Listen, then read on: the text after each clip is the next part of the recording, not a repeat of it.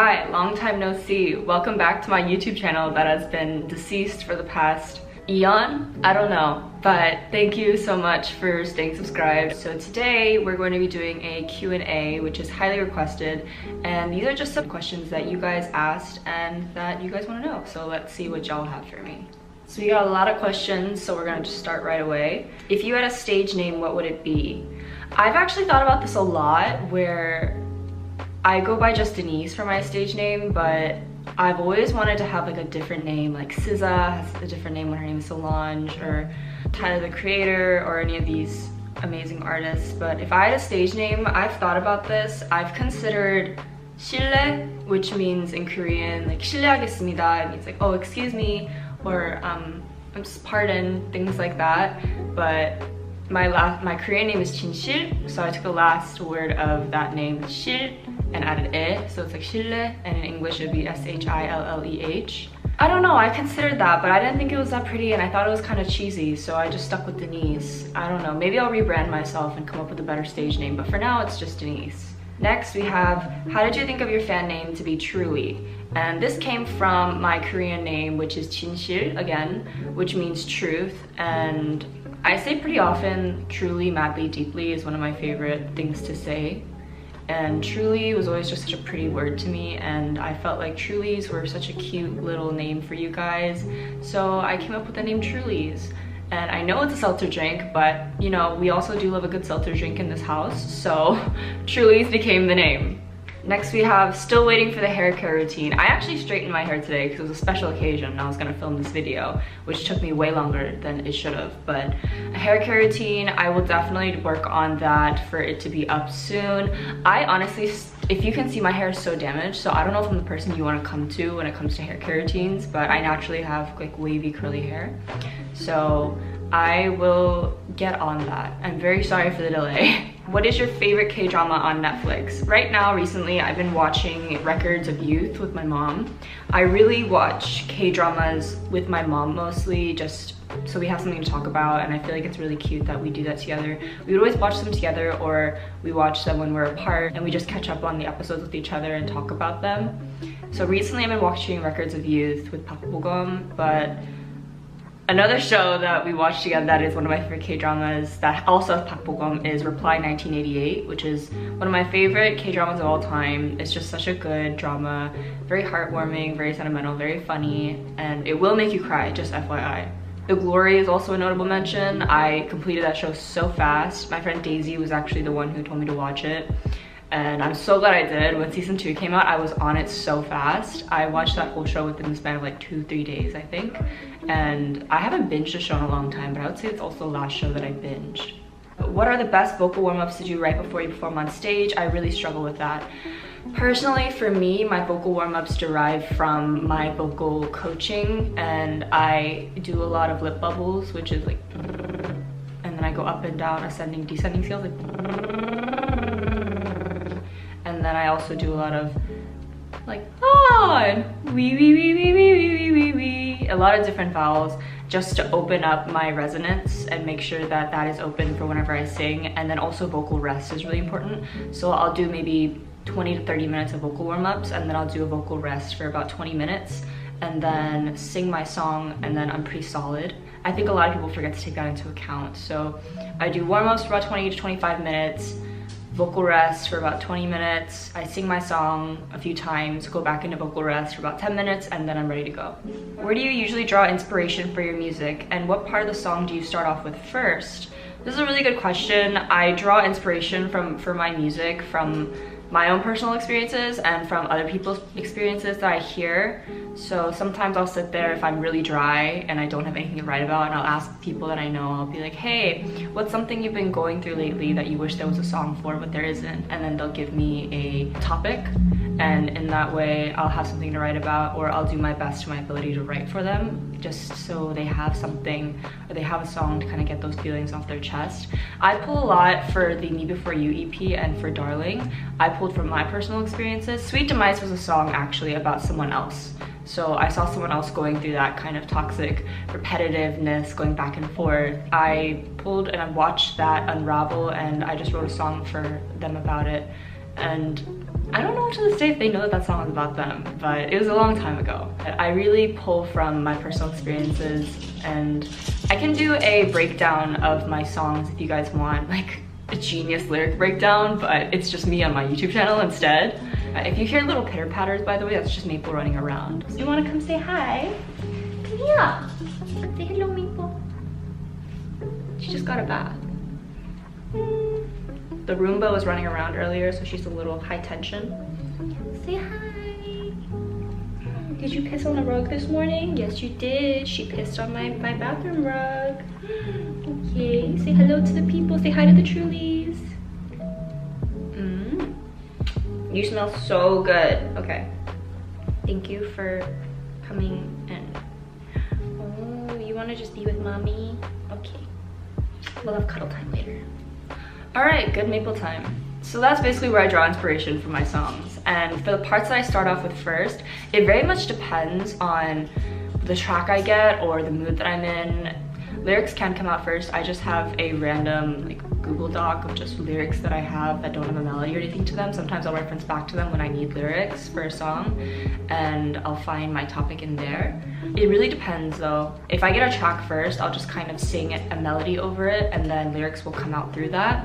Or sometimes I'll start off with the lyric first if I have something that I really want to say. What beauty secrets have you adopted from being an idol? And this, honestly, so many. From being an idol, I figured out a lot of different things about my face and about my body as well when it comes to styling, and I just learned how to do my makeup to fit my face best. Or if I want to change my look and I want to change my vibe, then I can do this. But beauty secrets I adopted from being an idol, I would say thinner and less is more, where it's, we'll wait for this to pass.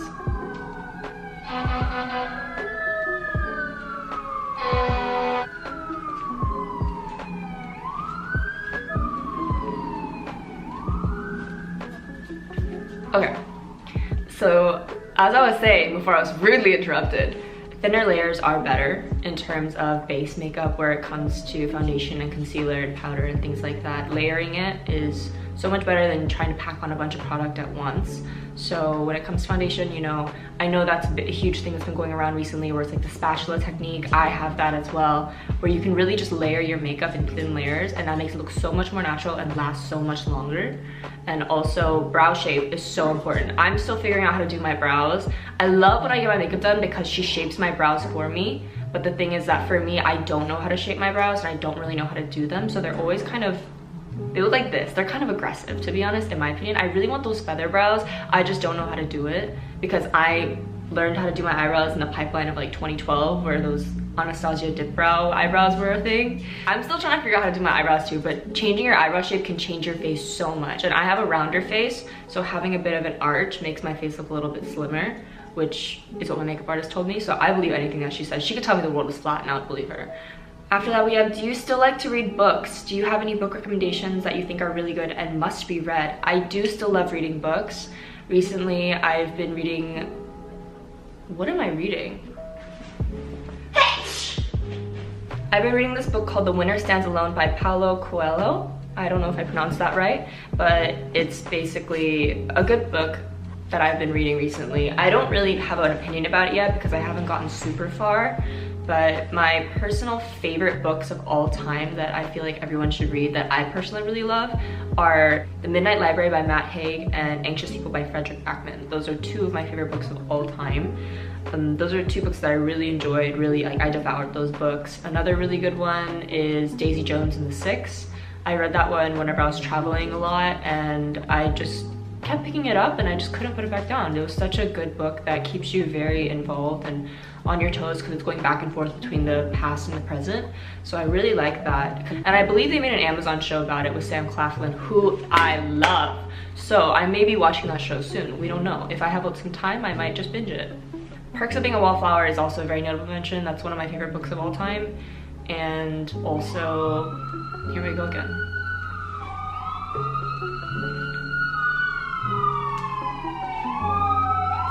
All right, but those are some of my favorite books of all time. And There's probably more that I'm forgetting, but I do read a lot. This was a very interesting one. How do you handle your period pain when you need to perform on stage? I'm so curious about this. So I've heard of different methods from everyone. Me personally, I'm not prone to really bad cramps, but I do have a lot of back pain. And I have back pain on the daily, so it's nothing new, but it's very severe when I get my period. But I would just honestly shove a tampon in and call it a day. This might be TMI. I've had a time where I bled on my outfit for my stage one time, and I was wearing white, and of course it would happen on that day, but you know, between stages, we would all take naps because we were so tired all the time. So I remember sitting down and like just knocking out, taking a nap, woke up, stood up to go to the bathroom. All of a sudden my stylist goes, she grabbed something and then she like hugs me from behind. And I was like, oh my gosh, you know, like I was kind of like, 설렜어, what's the word? I was kind of like heart flutters because I was like, oh my gosh, she's giving me a hug. I love hugs. But then she was like, Denise, let's go to the bathroom. And I was like, okay. So we go to the bathroom. I turned around, she's like, oh my gosh. I was wearing like this cutoff skirt that like flowed behind me, but there was just a fat red dot in the middle. And so luckily we had already done our stage, and we just had to go on and do the finale of the show where all the artists go on and they announce who won that week. So they just did what they could, cold water, clean the whole thing. We're using hair dryers to dry it. Everything turned out fine, but that was a moment. But I personally don't have period pain, so I can't really say much, but it is really frustrating when you have to practice and your body is just really sluggish.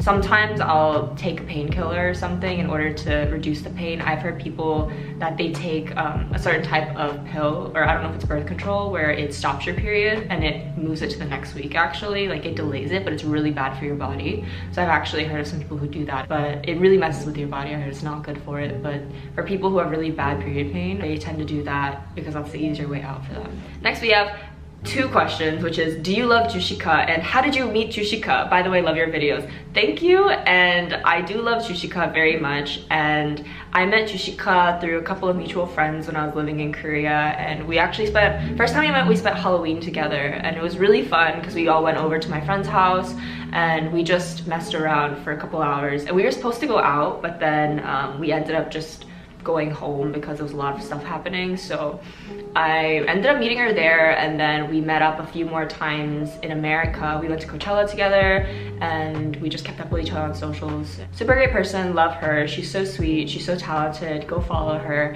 if you guys are interested. If you guys want beauty content, don't come to me, literally go to Joshika. There's nothing I could teach you that she can't, because she does these crazy amazing like half-face videos where she'll like do idol makeup or actor makeup or things like that, and she'll teach you all beauty specs and all this stuff. I can't do that, so I only can do makeup for my face, and I have no idea how to do anything else, but she can like transform her face, and she's also just phenomenal. So go follow Joshika, and I do love her and I miss her very much. Next we have, are you staying in the US, or do you have any plans on going back to Korea in the future? Stay happy, heart. Thank you so much, first of all. And second of all, I have no plans for the foreseeable future to go back to Korea long term. I am staying in the States for a while, but I would always love to go visit Korea because of the fact that I have so many wonderful friends and I have a lot of work there. So going to Korea is always a plus for me. Korea is like my second home, I would say, where I spent most of my life growing up in my teen years, which is the really important years of your life, in Korea. So I do consider Korea as like one of my home bases, but I'm maybe planning on going back to Korea sometime this year to visit with some friends, and I think that would be really fun. Or just, you know, if I have work that calls me there, then I'll definitely be there in a heartbeat. So any excuse to really go there. I miss Korea, I do miss Korea, but right now I don't really have any plans. Next we have, what's your dream place to perform live? My dream place to perform live, it's gonna sound really cheesy, but MSG, or Madison Square Garden. I've never actually been to Madison Square Garden, but gosh, would that be amazing. It's such a huge arena. And also Tokyo Dome in Japan. That's a dream that came more after working in the K-pop industry. Tokyo Dome is kind of the it place to perform, and I would love to perform there someday. I can't imagine what it feels like to be in such a big stadium with so many people. And this is also just more of a smaller personal one, but House of Blues in Houston, because House of Blues in Houston is where I actually attended my first concert ever. Kind of going back, and it's a very small venue, but having such an intimate venue as opposed to like Madison Square Garden or something, I feel like it's so nice because it's so fun for the fans and for you to be able to see everyone that's there, and it's just a smaller venue so that you can really have the intimacy between you and the crowd. So I feel like those are some places that I would love to perform. What's your MBTI? I get this question a lot. My MBTI, I'm an INFJ. I'm an INFJT, actually, if you want to be very specific, which is like turbulent as opposed to assertive. I'm very turbulent, I'm not assertive at all. So I am an INFJ, which is interesting because of the fact that a lot of people take me as an E, which I understand, but INFJs are actually very good, apparently, allegedly, at posing as E's. I don't know. I feel like I become more of an E in situations where either I'm very comfortable with the people or if it's a networking event where I have to work, because my social skills really only come into play whenever I'm working, because I know I need to get myself out there and show face and things like that. But when it comes to just a normal social setting, I'm actually pretty quiet and not as wee as everyone thinks I am. So I don't know. I think I'm a pretty chill person, but I get pretty high tension sometimes too. I think everyone is though. Next we have, why did you choose to name your dog Maple? First of all, Harris, I miss you so much. Second of all, I chose to name my dog Maple because I first got her and I originally was gonna name her Gigi after Kiki's Delivery Service, the cat. But when I saw her, she was just so pretty, and the name Mabel came to me, like Mabel, M-A-B-E-L. So Mabel came to me and I started calling her Mabel. And then it progressed to Mabel, Mabel, Mabel, Mabel, Maple, and then Maple came out. And from there I was like, oh my gosh, Maple, that's a perfect name for her. She looks like a maple leaf. And now she's my little baby, little Maple. So that's an interesting story about how Maple came to be, and I think it's the perfect name for her, honestly. I don't think I could have named her anything else, and who doesn't love a good maple syrup? What is something you want to challenge yourself with in the future? I'm doing that right now in school, where I'm back in school and I'm learning again, which I haven't done in many, many years. Coming back to the position of being a student and learning, it's really interesting because I haven't really sat back and studied or done homework or anything in a while. So there's so much happening today. I hope everyone's okay. I think challenging myself, in my opinion, for me, is learning more, and always pushing myself to learn more is something that I find that is the best way for me to challenge myself, is to know that I don't know everything, and that as much as I've experienced and learned in my life, there's always more to learn and there's always room to grow. So that's something that I'm doing to challenge myself with right now, actually. Next we have, what video game or games do you currently play? I currently play Stardew Valley on Twitch. If you don't know, I have a Twitch and I stream twice a week actually, so go follow me there if you want to see me just stream. I just stream a lot of Stardew Valley right now. Other games that I play is Papa's Freezeria, if you know that game. Love that game. I'm also going to be playing Kingdom Hearts soon. I just received that game as a gift, so thank you so much, you guys, for sending me that. I just recently got a PC too, and Kingdom Hearts is my favorite game of all time, so I'm very excited to be playing that one again. How do you deal with your insecurities and negative comments? This is a really good question because I don't.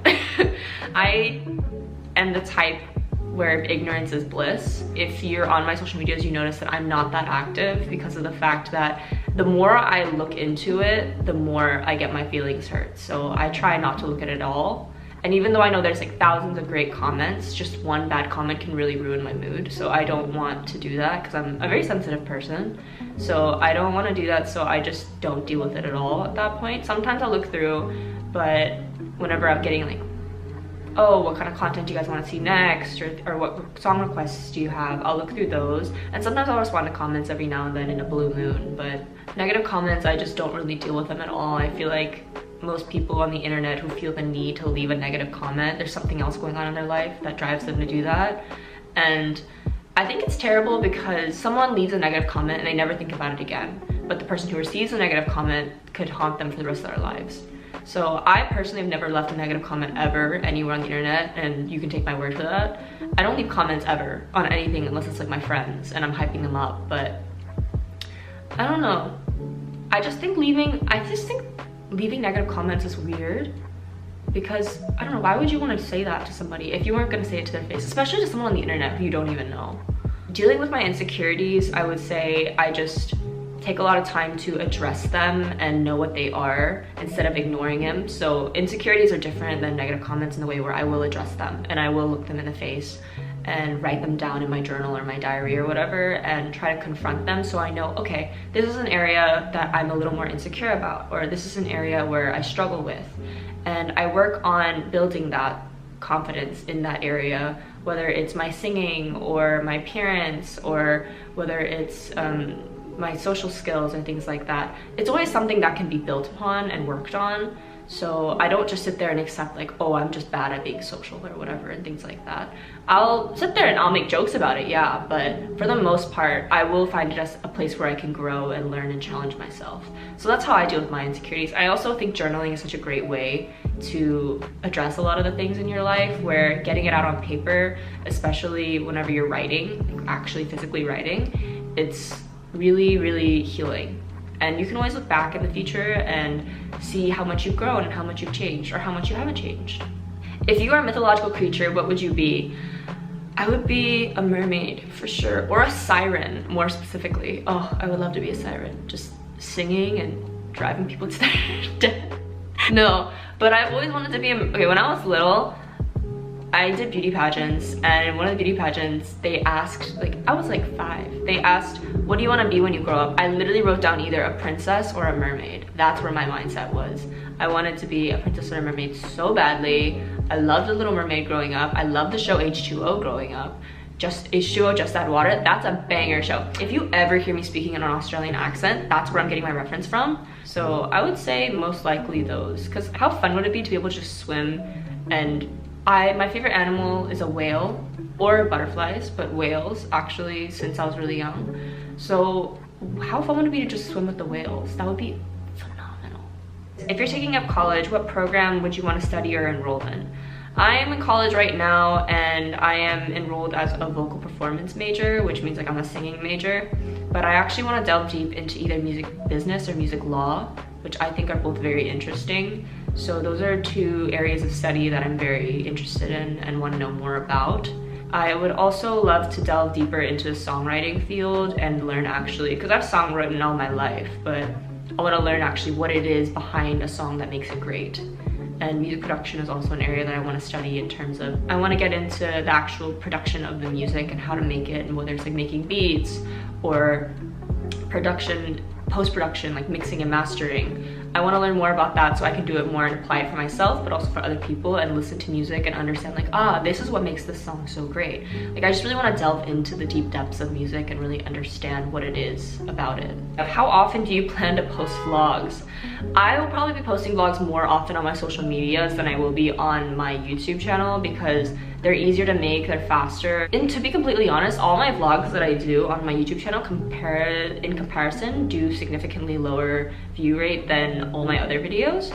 So I don't really know if you guys like the vlogs or not, so I'm not really sure, because as opposed to like my covers and things like that, they don't get as much views, so I kind of just assume like, oh, maybe people just aren't as interested in my daily life.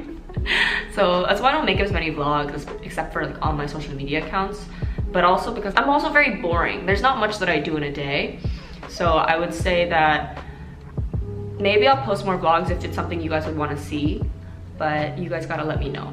How do you like your coffee? I'm actually drinking it right now. I like my coffee black and iced. I like black iced coffee. I also enjoy a sweet latte from now and then. I love like lavender honey lattes. Those are so yummy. Like anything with lavender in it is so good for me. Like I think they're so delicious. But they're also iced. Like I like iced coffee a lot. And then sometimes I just like espresso shots. I worked as a barista for a while, so I'm very interested in coffee and how they make it and the beans and everything. And I love coffee in general. So I really just enjoy anything that has coffee in it. But I like dark roast. I don't really like light roast. I don't like the fruity kind of acidic beans or taste in an espresso shot. I like the dark notes of like chocolate and I don't know, dirt, I guess. I don't know. I like when they kind of taste like dirt. So yeah. What language does your brain voice speak in? Both English and Korean. And it's very confusing sometimes because I'll do a whole narrative in my brain in like full Korean and there'll just be random English words in there, or vice versa. So there's a lot of words that I substitute because in Korean there are certain words for it, like jipjiphe or sopsophe or things like that, that they don't really have an English word for in one word or one term. So I also journal in both languages, so they flip around a lot, but I guess it's just a thing of being bilingual. I'm not really sure. Almost done. Next we have, what 3 artists that have the biggest influence on your music? Top 3 artists that have the biggest influence on my music. SZA, Frank Ocean, and maybe Keshi. I really like Keshi's music, and I love the way he uses a lot of his like falsettos and lines, and I think it's really beautiful the way that they all fall. So those would be 3 artists that I feel like really influence my style of music. Do you have a PO box, mailbox where we can send you stuff? I do not. I'm actually considering getting one. I had a PO box whenever I was living in Texas and I didn't get anything. So I didn't really think that I would need a PO box, but if you guys want to send me stuff, I do have a Thrones. If you guys want to send me like other things like letters and things like that, I can make a PO box. Just let me know in the comments. If there's like a good number of you guys, then I will make a PO box. What's your favorite part of the writing process and what do you think is your strong suit? My favorite part of the writing process is seeing it all come together after I've recorded the main melody, and then I'm adding like doubles and harmonies and background vocals, and then listening back to it and hearing it all come together. It can change a song so much. Like when I was recording You Make Me is a funny story because You Make Me I originally did not intend to release. It was more of a practice song because I first started out using Pro Tools and I wanted to test my knowledge and how I could level the song. So I was doing like doublings and harmonies, but after I did the doublings, harmonies, and background vocals, I realized the song was actually kind of good, that I liked it a lot. So I ended up releasing it and changing lyrics and writing it for you guys, my trulies, because that is my song like catered for my trulies, because You Make Me. And that's one of my favorite parts, is seeing it all come together. And my strong suit, I would say, is, I don't really know how to answer this, to be honest, because I don't know if I have a strong suit. I think I'm really good at writing bridges and in songs, and I used to be really good lyrically, but I feel like I'm so dry because I have nothing to write about. So I don't really, and I love writing very poetic lyrics because I love poetry growing up, but I don't really think I have a huge strong suit. And that is all of the questions that we have for today. So thank you so much for joining my Q&A. If you guys have other questions that you guys want me to answer, then I'll do another Q&A soon. But for the most part, I feel like this was a pretty good starting ground for me starting back up my YouTube again. I want to try and post, this is gonna sound awful, but at least once a month, because I know that that's such a low rate, but that's so hard for me. So maybe I'll start posting at least once a month, and I really want to do that. So I have a whole list of videos lined up that I have to do, but for now I feel like this is a pretty good start off.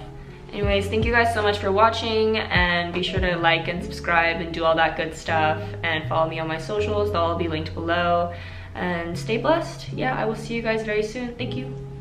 Bye.